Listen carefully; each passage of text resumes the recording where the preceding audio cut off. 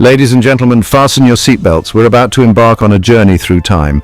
A journey that begins in 1886, when two brilliant minds changed the course of history, Carl Benz and Gottlieb Daimler. These chaps didn't know each other then, but they both had the same crazy idea, to create a horseless carriage. Benz was first off the starting line. He patented his Benz patent motor wagon in January 1886. Picture a motorized tricycle. Not much to look at by today's standards, but back then it was revolutionary. Daimler wasn't far behind. By August, he'd strapped an engine to a stagecoach. The motorized carriage was born. In 1901, the name Mercedes first appeared, thanks to Emil Jelinek, a wealthy businessman. He ordered a specially designed car from Daimler and insisted it be named after his daughter Mercedes. In 1926, Daimler and Benz merged and Mercedes Benz was born. Their logo? A three-pointed star symbolizing domination of land, sea and air. Now let's fast forward a bit.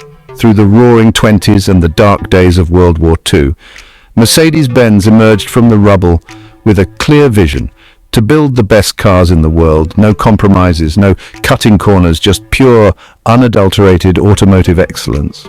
In the 1950s, Mercedes unleashed the 300 SL Gullwing. It wasn't just a car, it was a statement. With its distinctive doors that opened upwards like a bird's wings, it screamed innovation. It told the world that Mercedes was back, and they meant business. The Gullwing became an instant classic, a collector's dream and a sign of things to come. But Mercedes didn't stop there. They kept pushing, kept innovating. In the 60s and 70s, they introduced features we now take for granted. Crumple zones, anti-lock brakes, airbags.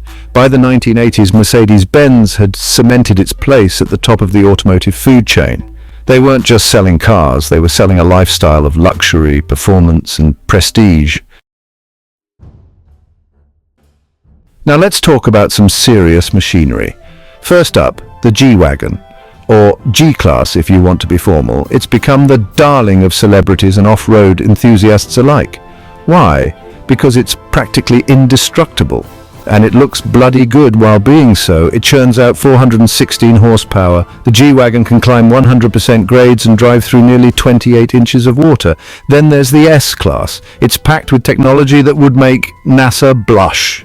The latest model can drive itself in certain conditions. The S-Class isn't just a car, it's a masterclass in automotive engineering.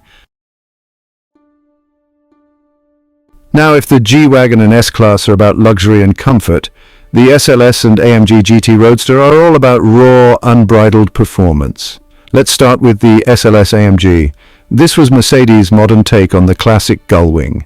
And boy, did they nail it. It's a car that makes grown men weak at the knees. The heart of the SLS is a 6.2-litre V8 engine. Hand-built by AMG, it produces 563 horsepower, enough to catapult this beauty from 0 to 60 in just 3.7 seconds. But it's not just about straight-line speed. The SLS handles like a dream. It's perfectly balanced, responsive. It's a car that makes you feel like a hero behind the wheel. Then we have the AMG GT Roadster. This is Mercedes' answer to the Porsche 911. And what an answer it is. The base model comes with a 4-litre V8 biturbo engine producing 469 horsepower. But if that's not enough for you, there's the GTC version with 550 horses to play with. The AMG GT Roadster isn't just about brute force, it's a precision instrument. Section 5. Design Mastery, the art of Mercedes-Benz interiors. Now let's step inside these magnificent machines. Because, a Mercedes isn't just about what's under the hood, it's about the experience. The moment you slide into the driver's seat, you know you're in something special. The attention to detail is staggering. Every switch, every button, every surface has been carefully considered. Take the S-Class, for example. The interior is more first-class cabin than car. The seats are wrapped in the finest Napa leather. They're heated, cooled, and they'll massage you 6 different ways. The wood trim, it's hand-finished. The ambient lighting has 64 different colors to choose from. And the Burmester sound system, it's so good it'll make your home stereo weep with envy. But it's not just about luxury, it's about technology too. The latest models feature MBUX, Mercedes-Benz User Experience. It's an AI-powered infotainment system that learns your preferences. It can understand natural speech, you can control it with gestures. It's like having a personal assistant built into your car. Section 6, roaring onto the track Mercedes Formula One debut. Now let's shift gears and talk about something a bit faster. Formula One, the pinnacle of motorsport, where the best drivers in the world compete in the most advanced racing machines on the planet. And Mercedes, they've been dominating it for years. But it wasn't always that way. Mercedes first entered Formula One in 1954 and they hit the ground running. In their debut season, they won 9 out of 12 races. Juan Manuel Fangio took the Drivers' Championship. It was a dream start, but it didn't last. After a tragic accident at Le Mans in 1955, Mercedes pulled out of motorsport altogether for nearly 40 years. They returned as an engine supplier in 1994, partnering with McLaren.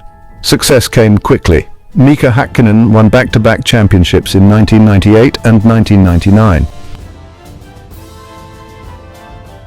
Section 7, the Silver Arrows reigned, dominating the world of F1. When the new turbo hybrid era began in 2014, Mercedes hit the ground running and they haven't looked back since. Their power unit was in a league of its own. More powerful, more efficient, more reliable. It was a masterpiece of engineering and it gave them a massive advantage. Lewis Hamilton joined the team in 2013 and together they've been virtually unstoppable.